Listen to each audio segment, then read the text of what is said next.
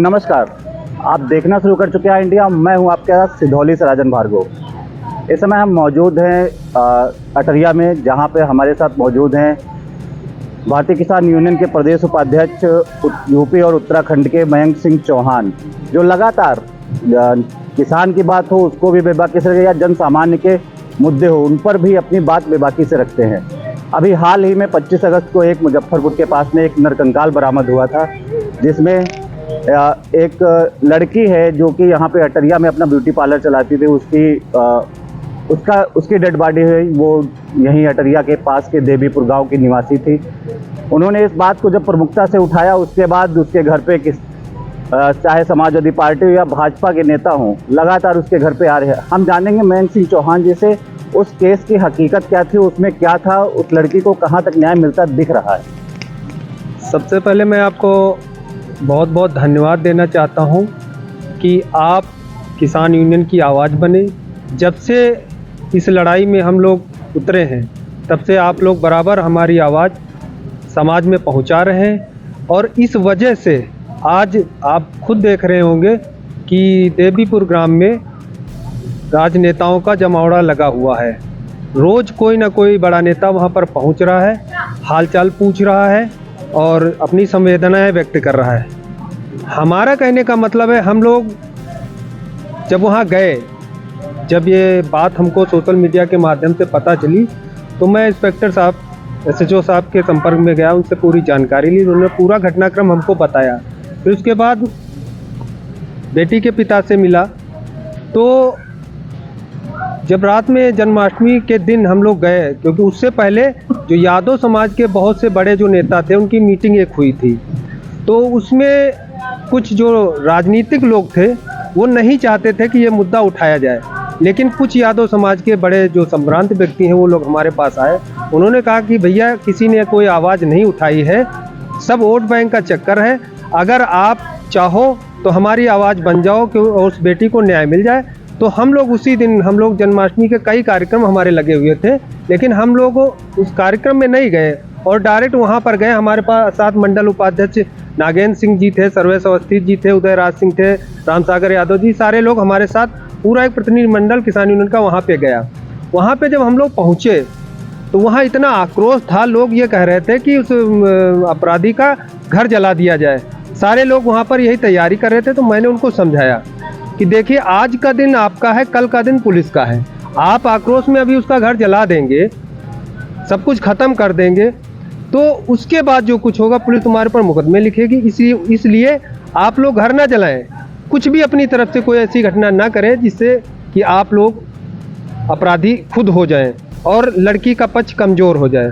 तो मैंने उनसे कहा कि इसमें एक ही तरीका है कि जैसे अगर गैंगस्टर एक्ट की कार्रवाई होती है, गैंगस्टर एक्ट की जब कार्रवाई होती है तब 14 की कार्रवाई होती है, और वो कार्रवाई तभी होगी जैसे जो अपराधी है उसके नाम कोई संपत्ति है तो वो कुर्क की जाएगी, वो गिराई जाएगी, या अवैध बनी है तो गिराई जाएगी। तो हमने ये बात रखी। इंस्पेक्टर साहब ने 7 दिन का आश्वासन दिया कि 7 दिन के अंदर हम गैंगस्टर एक्ट की कार्रवाई करेंगे और 14 की भी कार्रवाई करेंगे। अगर उसके खिलाफ, अगर उसके पास संपत्ति है या उसके नाम घर है, या कोई जैसे कहता है ग्राम समाज की सरकारी ज़मीन उसमें घर बना है, तो घर गिरा दिया जाएगा। मयंक जी, एक बात जानना चाहेंगे कि इसके बाद चाहे वो भाजपा के नेता हों या सपा के सांसद हों, लगातार उनका कहाँ पे उसको न्याय क्या मिलता दिख रहा है, या केवल ये नेताओं का आना जाना ही लगा? उसी बात पे आ रहे थे। तो हमारा कहने का मतलब है, पुलिस की, जब मैंने पिता से बात की तो वो कह रहा था कि भैया, हम पुलिस की कार्रवाई से संतुष्ट हैं। जब उसने ये बात कही तो हमने कहा, जब पुलिस की कार्रवाई से संतुष्ट है, पुलिस ने आश्वासन भी दिया, अपराधी को जेल भेज चुकी थी और 2-3 लोगों का और उसमें नाम आ रहा था। तो हमने SO से बात की और उन्होंने पूरा घटनाक्रम बताया हमको, और उन्होंने कहा कि भैया, छानबीन चल रही है, जो भी दोषी होगा बख्शा नहीं जाएगा। तो उनकी जो कार्यशैली थी SHO की बहुत फास्ट थी, इससे वो संतुष्ट थे, और हमको जिस हिसाब से बताया तो हम भी संतुष्ट थे। फिर उसके बाद बात आती है राजनेताओं की, जो आपने कहा। हम लोग वहाँ पे गए, आश्वासन दिया कि जो भी ज़रूरत होगी तन मन धन से हम लोग आपके साथ में। हमने वहाँ पर मुआवजे की बात उठाई। मुआवजे की बात इसलिए उठाई क्योंकि पिता नहीं कह सकता कि हमको मुआवजा चाहिए, क्योंकि किसान परिवार है, गरीब परिवार है, और वो लड़की ही उनका एक सहारा थी। वो घर का पूरा खर्च चला रही थी, और वो अगर उसकी जान गई है तो उनके घर का खर्च कौन चलाएगा? बच्चे छोटे छोटे हैं, एक बेटी और उसकी शादी करनी। तो मैंने वहाँ पे 50 लाख की मुआवजे की मांग रखी, तो काफ़ी नेताओं ने इसकी आलोचना की कि 50 लाख रुपए कौन दे देगा। तो हमने कहा 50 लाख क्या, जान की कीमत 50 लाख रुपए है?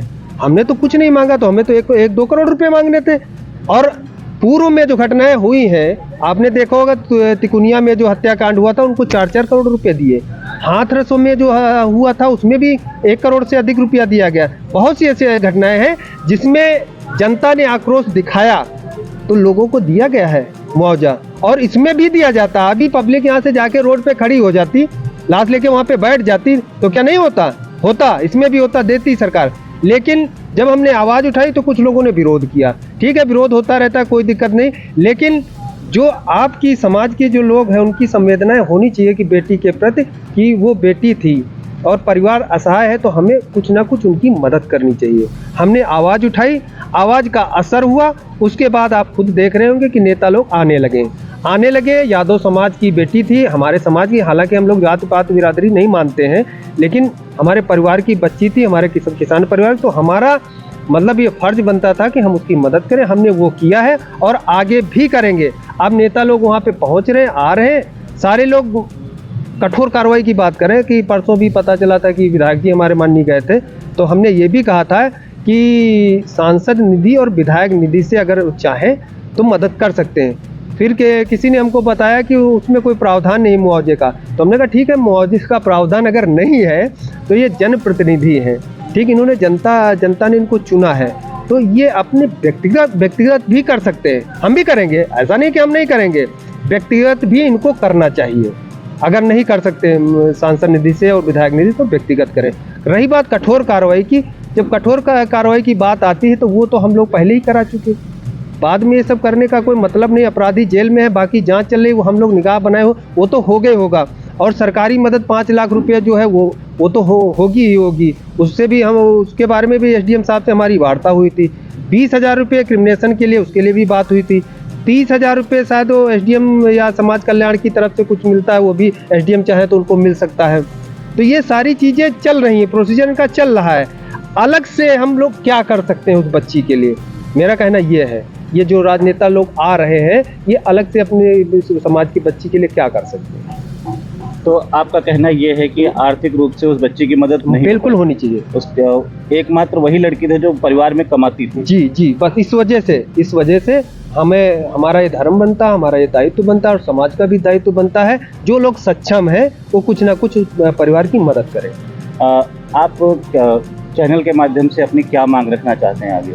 बस यही मांग है कि उस बच्ची के, जैसे बच्ची चली गई है और पूरा परिवार दुख में है, वो नहीं कहेगा कि हमें ज़रूरत है किसी चीज़ की, लेकिन हमें तो हमारे अंदर अगर जरा सा भी वो भाव है, दया का भाव है, तो हमें तो सोचना चाहिए कि हमें भी कुछ परिवार के लिए करना है, कि केवल फ़ोटो खिंचा के वहाँ से चले आना है।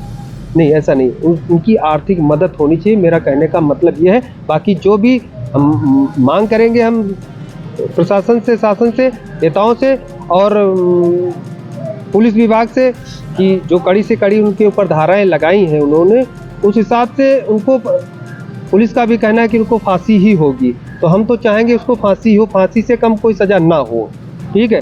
और उसके बाद वो कार्रवाई तो लंबी प्रक्रिया है, वो चलती रहेगी, लेकिन तब तक के लिए हम लोगों को, सब लोगों को मिलकर उसकी मदद करनी चाहिए और साथ आना चाहिए सारे समाज को। तो ये थे हमारे साथ जो भारतीय किसान यूनियन के प्रदेश उपाध्यक्ष है उत्तराखंड और यूपी के, मयंक सिंह चौहान, जिन्होंने बताया कि लगातार जो बच्ची है कल्पना, उसके घर पे नेताओं का तो आना जारी है, लेकिन उसकी आर्थिक मदद किसी प्रकार से नहीं हो पा रही।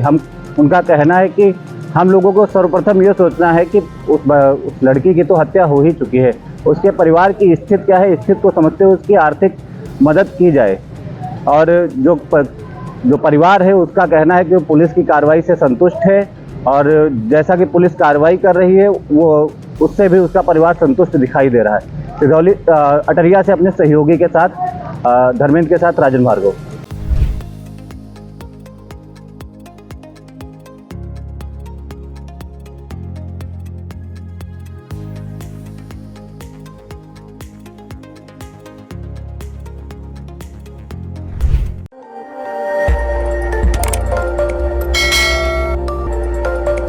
खबर आपकी, नजर हमारी। देखते रहिए आई इंडिया।